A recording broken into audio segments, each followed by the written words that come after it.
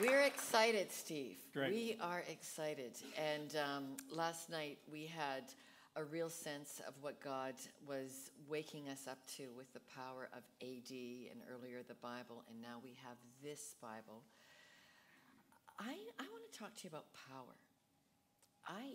I think as you research the Green family, there are few families which have taken a biblical understanding of power and said, we're going to do something with what God has given us the ability to create. So let's start first about talking about power in the family. Your dad, yourself, your brother. Help us understand how you steward power.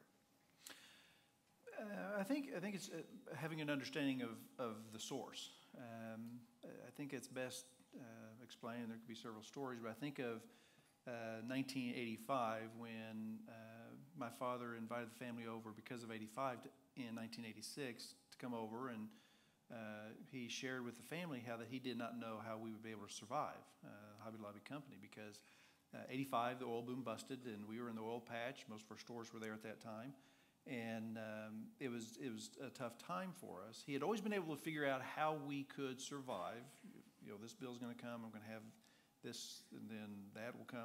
He always had a way of figuring it out. But in 1986, because of 1985, the only year that we lost money, he got to a point where he did not see how we'd survive, and he spent a lot of time away from the phone because the phone calls weren't nice. And he was crying out to God, and he told God, he says, I don't know how we can survive unless you intervene. And obviously God did. We're still here. 1986 wound up being the best profit year we had ever had at that time.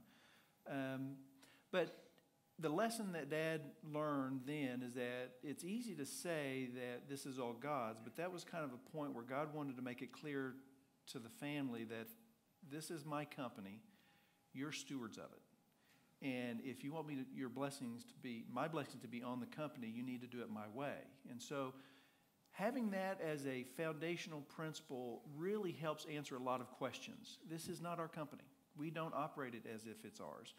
It is God's. We are only entrusted with what God has given to us, and He calls us to do it His way. And He is the source. So He's who's blessed us. So from 1985, not knowing, I think, not knowing if this company's going to make it, your dad, the company's now on the Forbes list. You guys joined Warren Buffett's Giving Challenge.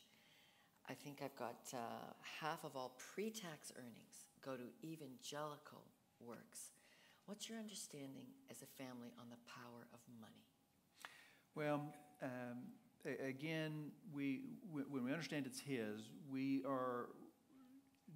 do our best to let Him guide and direct what we do.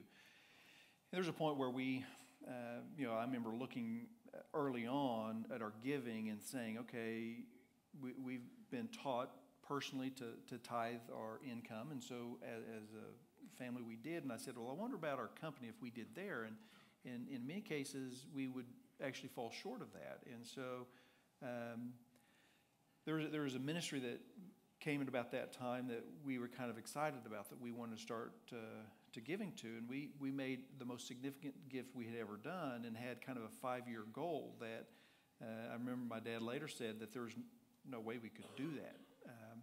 But he also remembers saying, you can't outgive God. And he felt like God said, well, have you tried?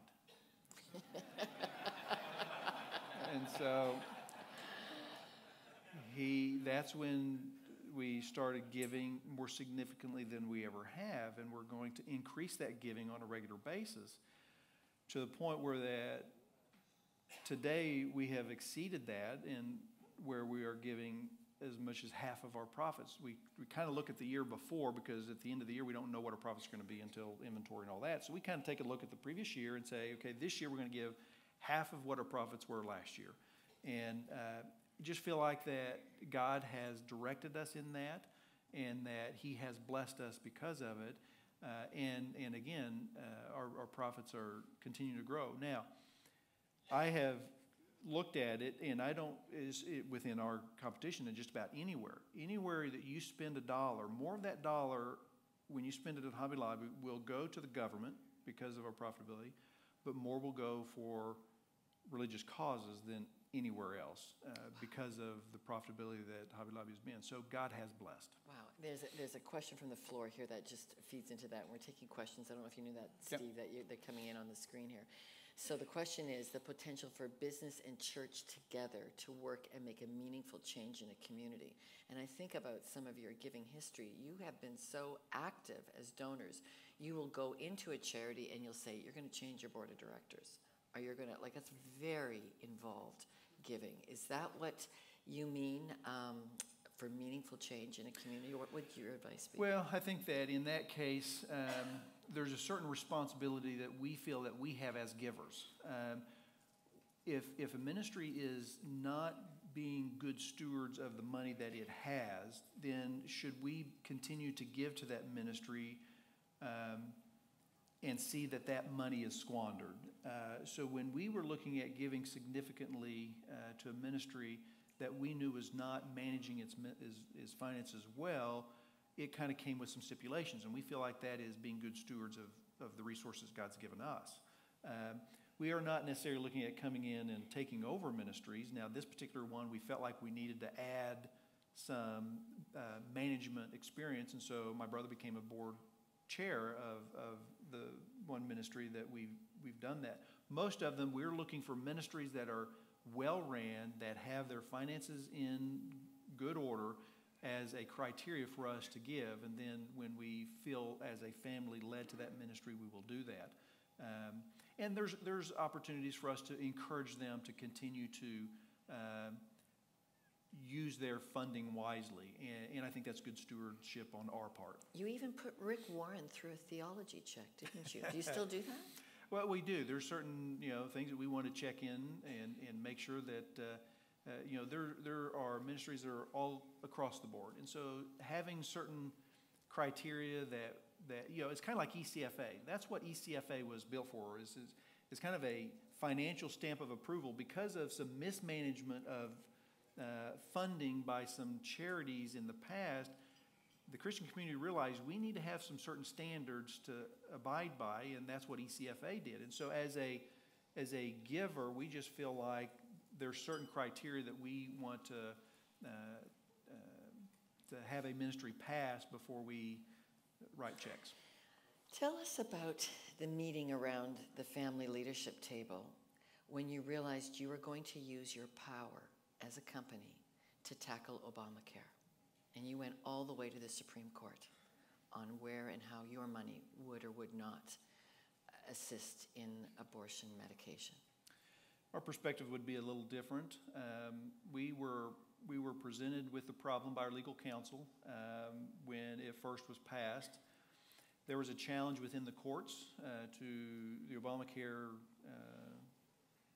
bill, whether it was legal or not. And so we knew that based on the answer to that question, it potentially was not an issue for us. And so we didn't respond at that point. But once there was a ruling of the Supreme Court on that case that it was legal, our legal counsel again came to the family. We're busy running our businesses, and came and said, we have a deadline, and as of the first of the year, if we, as our plan changes, we will have to abide by these guidelines, which included providing life-terminating drugs for free to any employee that asked for it. And so we had a family meeting where there was about 19 of us, I think, that were there. My father kind of directed that and asked everybody to share, and everybody did. And the conclusion was basically the government is saying that we have to do something that would violate our conscience. It violates the religious freedoms that this nation was built upon. The government can't tell me that I have to do something that violates my conscience. That's what the First Amendment was all about. And so we really just felt like we had no option. It wasn't that we were looking for a fight. It wasn't that we wanted to take our government to court. We love our government. We travel overseas, and you have a greater appreciation for this nation the more you do travel overseas. And it's always nice coming home. So we love our government, but it just took a step too far. And so we just felt like we had no other option. And there was much discussion about the potential impact, the implications of that. Are there any other opportunities? Are there other options? And there really wasn't any presented. So we had no choice but to file suit, and we're pleased that we had the ruling that we got. You've had to roll with incredible changes and an expanding view of what people's choices are. You mentioned as you explained how that amazing miracle of La Biblia in Havana. What are you learning about widening the way God is working in the world and all the different types of, you were raised Pentecostal, you moved to Southern Baptist, now you're working with the Pope. What are you learning? And I have been on a journey. Came up in a fairly narrow theological position, and it was when I started homeschooling our kids. My wife and I started homeschooling. Today we have 6, and our first 4 we homeschooled for a total of 13 years. And I remember going to homeschool support group meetings at a church, and there were people from all different denominations, and I'm sitting there saying, oh, they've got the same heart I do. And we're not as different as what I might have been pointed out, because it's easy for us to focus on our differences. And what I would say is, can we set our differences aside? Now, I enjoy those discussions. I like talking about some of those theological debates. But for a time, can we just set that aside and come together and say, here's a book that people from all over the world embrace, whether it's Catholic or Jewish or Protestant traditions. And that has been really interesting, and we're seeing a lot of support for unification around a book. And would never imagine that I'd be working with the Vatican. Here we are. Now, the title Verbum Domini means Word of the Lord, and it came from a lecture that the Pope gave, and in the lecture, he's encouraging Catholics to read their Bible.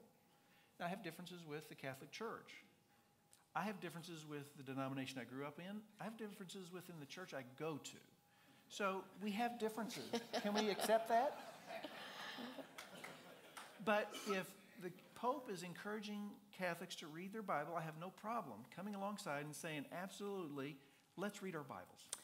Okay, so you already tipped your hand that you're watching movies, which I can, the museum movies, which I'm sure is, fueling the amazing adventure you are on collecting artifacts.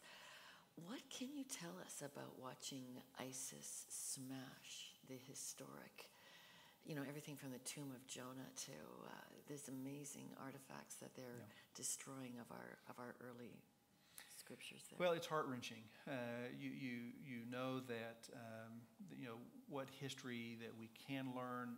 Of course, there are governments that won't allow certain archaeological discoveries to be made that potentially could be made. And so while there are things that are being destroyed left and right, there's a promise that we've been given in Scripture, and if you believe it to be what it is, and I do, it says there's 2 things that are forever. It's God's Word and man's soul. So no matter what ISIS or anybody else tries to do, what we do know is God's words will never be destroyed. There may be some artifacts and there may be some things that do, and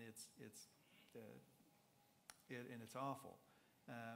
But there's a confidence that we have that God's word will survive, which makes me think in the Dead Sea Scrolls, God had protected those scrolls until he was ready for them to be discovered. And I'm curious to know what he has yet for us to discover, because I think there's more out there for us to find. What was the family meeting like where you said, if we did this, it might cost $800 million to do it right?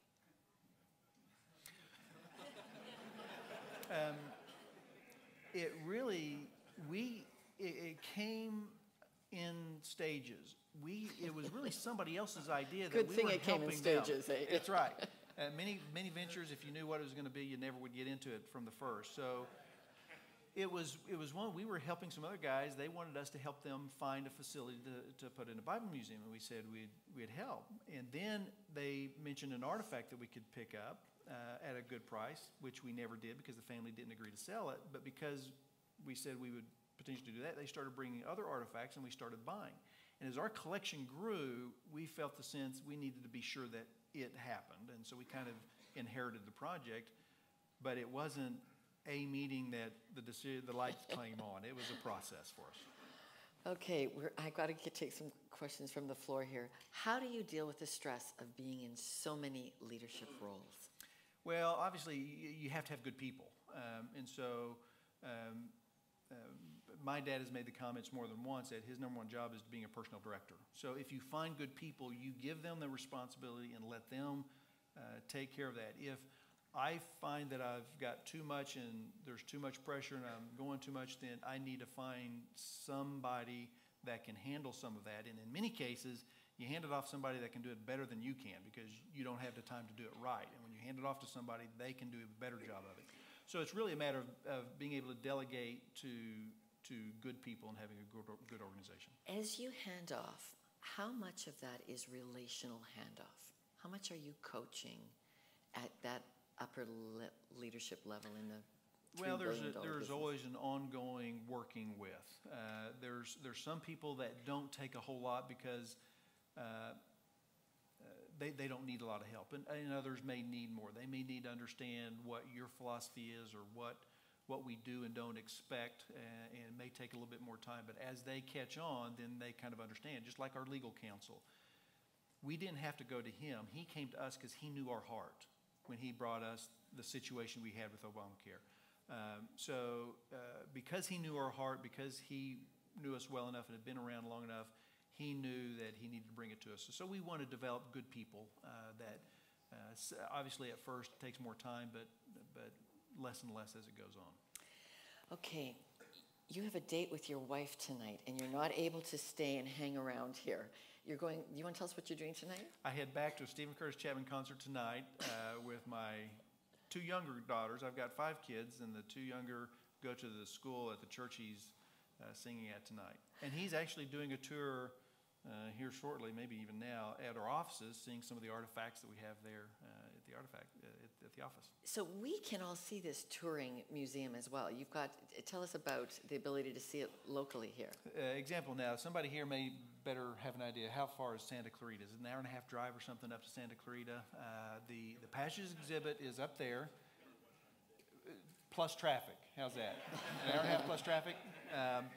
And so we're up there in a retail center. I don't know the address, but that's where you can go to explorepassages.com and find the specific location. 400 artifacts on display there, about 40,000 square feet, and I think it will be well worth your time if you make the trip up there. And you've left the president of the Bible Project here. He's going to stay and take our questions. He is with our development. Scott Lewis, right there. If you need to talk to Scott from the Bible Project. Further information that you want, he can help you out. All right. Mr. Steve Green, everybody, thank you for being with us. Thank you.